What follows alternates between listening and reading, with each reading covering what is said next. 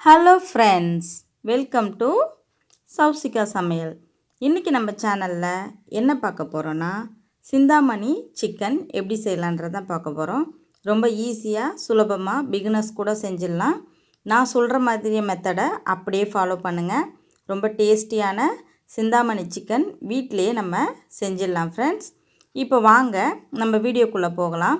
நான் 1.5 kilo chicken செய்ய போகிறேன். உங்களுக்கு எவ்வளோ தேவைப்படுதோ அதுக்கேற்ற மாதிரி நீங்கள் செஞ்சுக்கோங்க. இப்போ நான் 1.5 கிலோ சிக்கனை வாஷ் பண்ணி தண்ணி இல்லாமல் வடிகட்டி தனியாக எடுத்து வச்சுருக்கேன். இப்போ எந்த பாத்திரத்தில் செய்ய போகிறீங்களோ அதை எடுத்து அடுப்பில் வச்சு ஹீட் ஆனதுக்கப்புறம் தேவையான அளவு எண்ணெய் ஊற்றிக்கோங்க. கொஞ்சமான எண்ணெய் ஊற்றிக்கோங்க, ரொம்ப அதிகமாக ஊற்ற வேணாம். ஏன்னா கோழியிலே கண்டிப்பாக கொஞ்சம் கொழுப்பு இருக்கும். அது எல்லாமே நமக்கு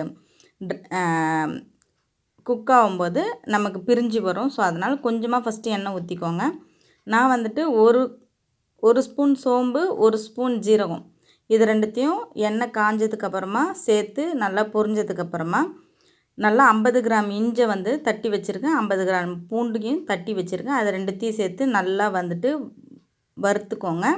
எப்படி வறுக்கணுன்னா கொஞ்சம் பொன்னிறமாக ஆகிற மாதிரி வறுத்துக்கோங்க. ரொம்ப வதங்க வேண்டாம், ரொம்ப வதங்குச்சுன்னா கரிஞ்ச மாதிரி ஆகும். அதனால் இது வதங்கினதுக்கப்புறமா அதில் 30 கிராம் அளவுக்கு காஞ்ச மிளகா எடுத்துருக்கேன். இதுக்கு காரத்துக்கு நம்ம காஞ்ச மிளகா மட்டும்தான் யூஸ் பண்ணுவோம்.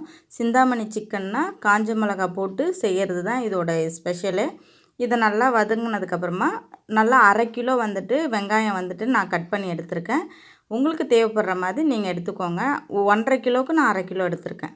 இதெல்லாம் சேர்த்து நல்லா கண்ணாடி பதம் வர வரைக்கும் நல்லா வதக்கி எடுத்துக்கோங்க. எவ்வளோ கருவேப்பிலை சேர்க்க முடியுமோ அவ்வளோ கருவேப்பிலை சேர்த்துக்கோங்க. உங்களுக்கு பிடிச்சதுன்னா நிறைய கருவேப்பிலை சேர்த்துக்கோங்க, இல்லைன்னா கம்மியான கருவேப்பிலை சேர்த்து கூட நீங்கள் வதக்கிக்கோங்க.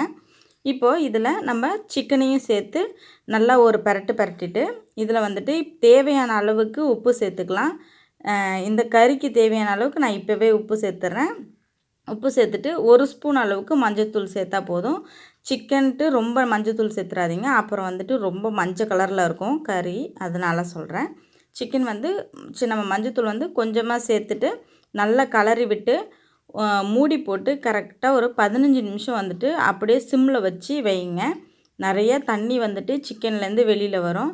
அப்படி வெளியில் வந்தோடனே திருப்பி ஓப்பனில் வச்சு ஒரு 10 நிமிஷம் விடுங்க. விட்டுட்டு இப்போ இதுக்கு மசாலான்னு பார்த்தீங்கன்னா நான் என்ன சேர்க்குறேன்னா கொஞ்சம் 1 ஸ்பூன் அளவுக்கு ஜீரக பொடியும் 1 ஸ்பூன் அளவுக்கு பெப்பர் பொடியும் சேர்க்குறேன்.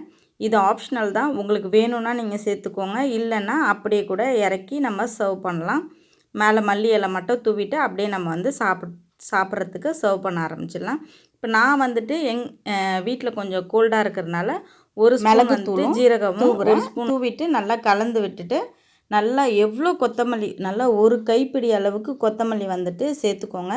நம்ம எவ்வளோக்கு எவ்வளோ கருவேப்பிலை கொத்தமல்லிலாம் சேர்க்குறோம்ல அதெல்லாம் ஒரு ஃப்ளேவர் கொடுக்கும், நல்லா ரொம்ப டேஸ்ட்டாக வரும் சிக்கனு.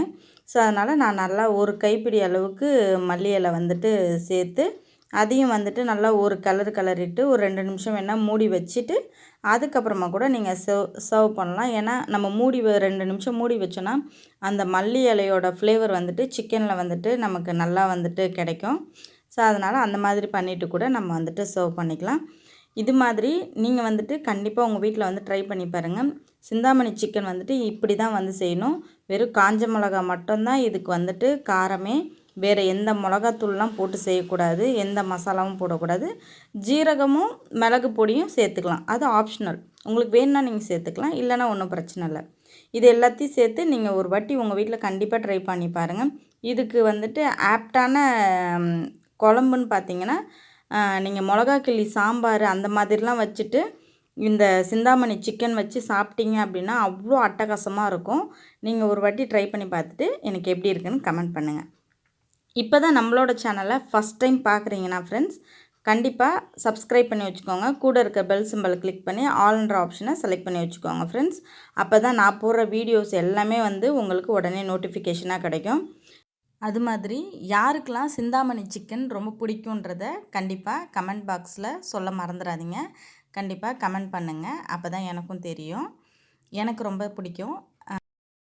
இதோட நெக்ஸ்ட் ஒரு வீடியோவில் சந்திக்கலாம் ஃப்ரெண்ட்ஸ். தேங்க்யூ ஃபார் வாட்சிங்.